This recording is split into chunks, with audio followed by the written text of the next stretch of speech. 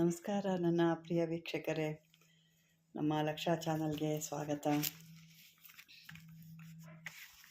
ವೀಕ್ಷಕರು, ಇವತ್ತು ನಾವು ನೋಡ್ತಿರೋವಂಥದ್ದು ರಕ್ತ ಚಾಮುಂಡಿನ ಯಾವ ರೀತಿ ನೀವು ಸಿದ್ಧಿಪಡಿಸ್ಕೊಳ್ತೀರಾ, ಯಾವ ರೀತಿ ಹೊಲಿಸ್ಕೊಳ್ತೀರಾ ಅಂತ. ಅದಕ್ಕೂ ಮುಂಚೆ ನಾನು ನಿಮಗೆ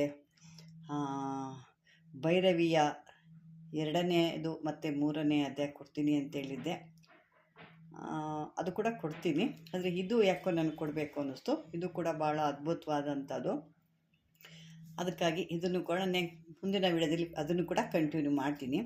ಈ ರಕ್ತ ಚಾಮುಂಡಿ ಅಂತ ಹೆಸರು ಕೇಳಿದ್ರೇ ರಕ್ತ ಎಲ್ಲ ಆಗಿಬಿಡುತ್ತೆ. ಆ ರೀತಿ ಒಂದು ರಕ್ತ ಚಾಮುಂಡಿ ಇದು ಅಂತ. ಇದು ಒಂದು ಮಂತ್ರ ಕೂಡ ಭಾಳ ದೊಡ್ಡದಿದೆ. ಇದಕ್ಕೆ ನಾವು ಏನು ಅಂತ ಫಸ್ಟ್ ನೋಡೋಣ.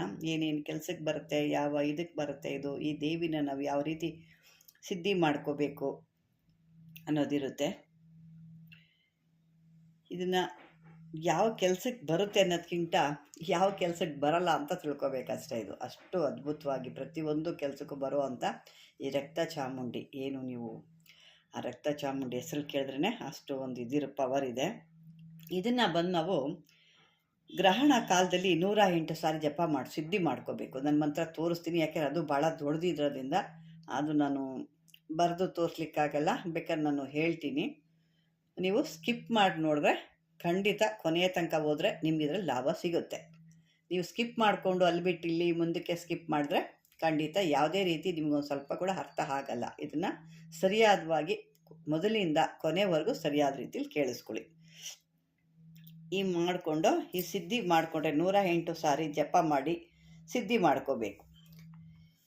ಸಿದ್ಧಿ ಎಲ್ಲ ಆದಮೇಲೆ ಯಾವುದಾದ್ರು ಒಂದು ದೇವಸ್ಥಾನ, ಅಂದರೆ ಹೆಣ್ಣು ದೇವಿ, ದುರ್ಗೆ, ಕಾಳಿ, ಈ ರೀತಿ ಯಾವ ದೇವಸ್ಥಾನ ಆದರೂ ಒಂದು ಶಕ್ತಿ ದೇವಸ್ಥಾನಕ್ಕೆ ಹೋಗಿ ಆ ದೇವತೆಗೆ ಒಂದು ಅಷ್ಟವಿದ್ಯಾರ್ಚನೆ ಮಾಡಿಸ್ಕೋಬೇಕು.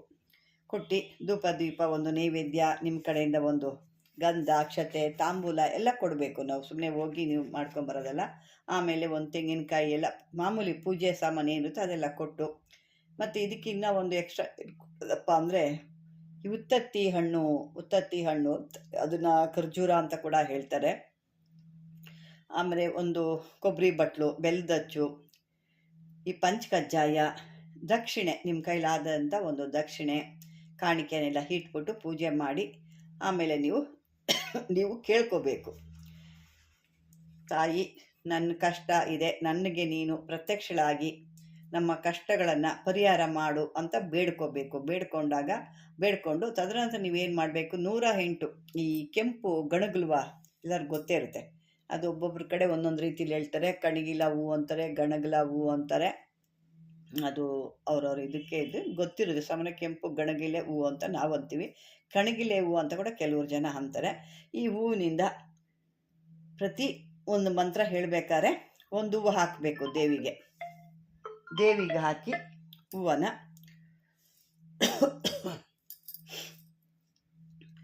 ಇದನ್ನ ಇದೇ ರೀತಿ 108 ದೇವಿಗೆ ಹಾಕಿ ಒಂದು ಮಂತ್ರ ಹೇಳ್ಕೋಬೇಕು, ಒಂದು ಹೂವು ಹಾಕಬೇಕು, ಒಂದು ಮಂತ್ರ ಹೇಳಬೇಕು, ಒಂದು ಹೂವು ಹಾಕಬೇಕು. ಈ ರೀತಿ ಆಗ್ತಾ ಇದನ್ನು 21 ದಿನವರೆಗೆ ನೀವು ಜಪ ಮಾಡಬೇಕು.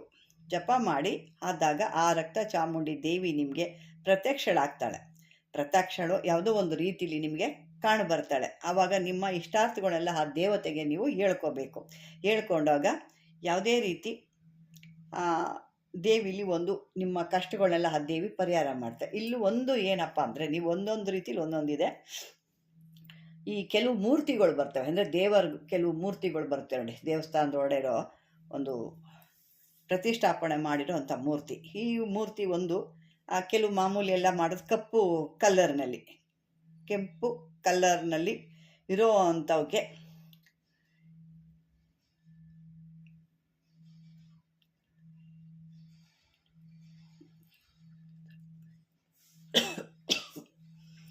ಅವು ಆ ರೀತಿ ಕುತ್ಕೊಂಡು ಒಂದಕ್ಕೆ ಒಂದು ರೀತಿ ಇರುತ್ತೆ.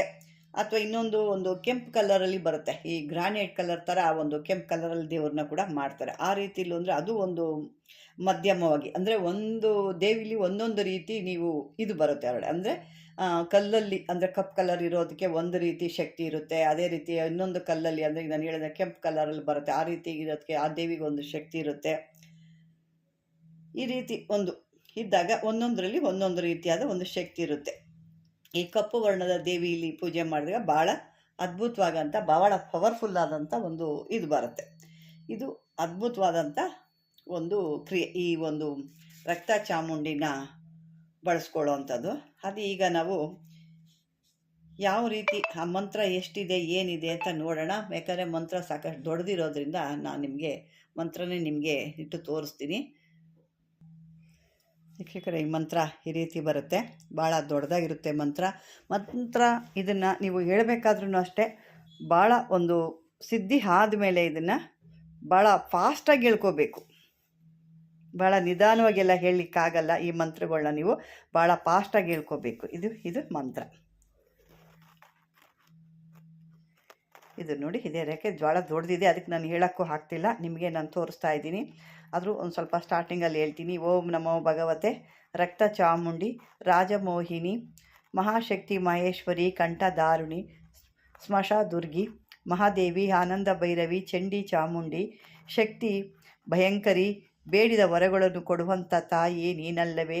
ರಣದುರ್ಗೆ ರಕ್ತ ಮಹೇಶ್ವರಿ ಶತ್ರು ಸಂಹಾರಣಿ ಕೋಲಾಹಲ ಎಂದು ಕೂಗಿ ಹಲಲ ಎಂದು ಹರ್ಬಟಿ ಶತ್ರುವಿನ ಪಿಡಿದು ಗರಗರನೆ ಕುಡಿದು ಚರನೆ ಸೀಳಿ ಬಗನೆ ಒಗೆದು ಸರನೆ ಸುರಿದು ಕಡಿದು ಕರಳು ತೆಗೆದು ದನ ಮಾಲಿಕೆಯಾಗಿ ಹಾಕಿದಂಥ ತಾಯಿ ನೀನಲ್ಲವೇ. ಇದು ಯಾಕೆಂದರೆ ಸಾಕಷ್ಟಿದೆ, ಇದನ್ನು ಹೇಳೋ ರೀತಿಯಲ್ಲಿ ಸ್ವಲ್ಪ ನೀವು ಹೇಳಬೇಕು.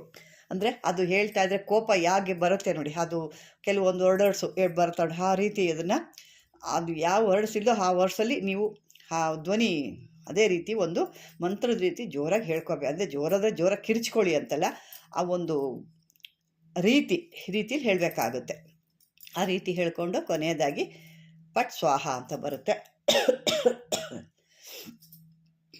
ಇದನ್ನು ಸರಿಯಾದ ರೀತಿಯಲ್ಲಿ ಉಪಯೋಗಿಸ್ಕೊಂಡ್ರೆ, ಯಾಕೆಂದರೆ ಇವೆಲ್ಲ ಸಿಕ್ಕುವಂಥ ಮಂತ್ರಗಳೇ ಅಲ್ಲ.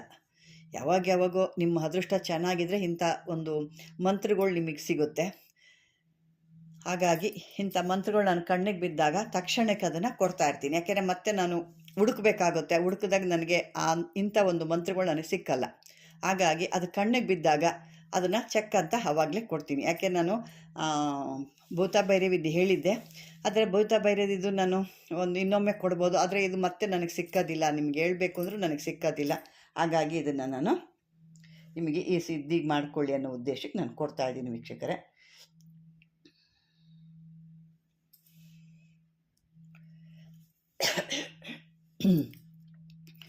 ವೀಕ್ಷಕರೇ, ಈಗ ಇದುವರೆಗೂ ನೋಡಿದ್ದೀರಾ ಮಂತ್ರ ಹೇಗಿದೆ ಮತ್ತು ಯಾವ ರೀತಿ ಮಾಡ್ಕೊಳ್ಳೋದು ಅನ್ನೋದು ಕೂಡ ನಿಮಗೆಲ್ಲ ನಾನು ಹೇಳಿದ್ದೀನಿ. ಇದನ್ನು ಸರಿಯಾದ ಸ್ಥಳದಲ್ಲಿ ಸರಿಯಾದ ಕೂತ್ಕೊಂಡು ನೀವು ಮಾಡಿದ್ರೆ ಆ ದುರ್ಗಿ ಎದುರುಗಡೆ ಬಂದು ನಿಮಗೆ ನುಡಿತಾಳೆ ಅನ್ನೋದು ಸತ್ಯ. ಇದು ಅಂದರೆ ಸಿದ್ಧಿ ಮಾಡ್ಕೊಳ್ಳೋದ್ರಲ್ಲಿ ನಿಮ್ಮ ಒಂದು ನಿಮಗೆ ಸೇರಿದ್ದು. ಅದು ಹೇಗೆ ಮಾಡ್ಕೋಬೇಕೆ ನಾನು ಪ್ರತಿಯೊಂದು ವಿವರಣೆ ಸರಿಯಾಗಿ ಕೊಟ್ಟಿದ್ದೀನಿ. ಅದ್ರಿಗೆ ನೀವು ಆ ರೀತಿಯಾಗಿ ಮಾಡಿಕೊಂಡ್ರೆ ಅದು ಹೇಳೋ ಮಂತ್ರದಲ್ಲೇ ನಿಮಗೆ ಕೆಲವ್ರಿಗೆ ಹೇಳ್ತಾ ಇದ್ರೇ ದೇಹದಲ್ಲಿ ಯಾವ್ದಾನು ಇದ್ದರೆ ಎದುರುಗಡೆ ಕೂತಿರೋರಿಗೆ ಆವೇಶ ಬಂದ್ಬಿಡುತ್ತೆ. ಇದು ಆ ಥರ ಅದ್ಭುತವಾದಂಥ ಮಂತ್ರ. ಇದು ಆ ಥರ ಇರೋರು ಕೂತ್ಕೊಂಡಿದ್ರೆ ಅವ್ರ ಮುಂದೆ ನೀವು ಈ ಮಂತ್ರ ಹೇಳ್ತಾ ಇದ್ದರೆ ಅವ್ರಿಗೆ ಯಾವ್ದಾದ್ರು ಇತ್ತು ಅಂದರೂ ದೇವರೇ ಆಗಿರ್ಬೋದು ದೆವ್ವನೇ ಆಗಿದ್ರು ಹೊರಹೊಮ್ಮಿಸ್ಬಿಡುತ್ತೆ, ಅದು ಆವೇಶ ಬಂದ್ಬಿಡುತ್ತೆ ಅವಕ್ಕೆ. ಅಂಥ ಅದ್ಭುತವಾದ ಮಂತ್ರ. ಇದನ್ನು ಸಿದ್ಧಿ ಮಾಡ್ಕೊಳ್ಳಿ. ಇಂಥವೆಲ್ಲ ಭಾಳ ಗುಟ್ಟಾಗಿರೋ ಅಂಥವನ್ನ ನೀವು ಇದನ್ನ ಸೇವ್ ಮಾಡಿ ಇಟ್ಕೊಳ್ಳಿ ಇದನ್ನು ಅಂತ ಹೇಳ್ತಾ, ಇದುವರೆಗೂ ನನ್ನ ಒಂದು ವಿಡಿಯೋ ನೋಡಿದ್ದಕ್ಕೆ ಧನ್ಯವಾದಗಳು ಕೂಡ ಅಂತ ಹೇಳ್ತೀನಿ. ಹಾಗೆ ಈ ಥರ ಈ ಒಂದು ವಿಡಿಯೋ ನಿಮಗೆ ಇಷ್ಟವಾದರೆ ಲೈಕ್ ಮಾಡಿ, ಶೇರ್ ಮಾಡಿ, ಆದಷ್ಟು ಕಾಮೆಂಟ್ಗಳು ಮಾಡಿ, ಆದಷ್ಟು ಫೋಟೋ. ಇವತ್ತು ನಾನು ಹಾಗಾಗಿ ಬೆಳಗ್ಗೆಯಿಂದ ಫುಲ್ಲು ನಾನು ವಿಡಿಯೋ ಫೋನ್ನ ನಾನು ಆಫ್ ಮಾಡಿಟ್ಟಿದ್ದೆ. ಯಾಕೆಂದರೆ ಸಿಕ್ಕಾಬಿಟ್ಟೆ ಫೋನ್ ಜಾಸ್ತಿ ತಲೆನೋವು ಬಂತು. ಮತ್ತು ಇನ್ನೂ ಒಂದು ಏನೋ ವಿಷಯಪ್ಪ ಅಂತಂದರೆ ನಾನು ಮೊದಲೇ ಹೇಳ್ಕೊಬೇಕಾಗಿತ್ತು. ಇದು ಇಂದು ನನ್ನ ಮಗ ಅಯ್ಯಪ್ಪ ಸ್ವಾಮಿ ಮಾಲೆ ಹಾಕಿದರು, ಹಾಗಾಗಿ ಅದರದ್ದು ಸ್ವಲ್ಪ ಕೆಲಸ ಇತ್ತು. ಹಾಗಾಗಿ ಈಗ ನಾನು ಸಂಜೆ ಬಂದು ನಿಮಗೆ ಕೊಡ್ತಾಯಿದ್ದೀನಿ. ನಿಮ್ಮೆಲ್ಲರ ಆಶೀರ್ವಾದ ನನ್ನ ಮಗನ ಮೇಲೆ ಇರಲಿ ಅಂತ ಹೇಳ್ತಾ ವೀಕ್ಷಕರೇ, ಇದುವರೆಗೂ ನನ್ನ ವಿಡಿಯೋನ ಧನ್ಯವಾದಗಳು ಅಂತ ಹೇಳ್ತೀನಿ.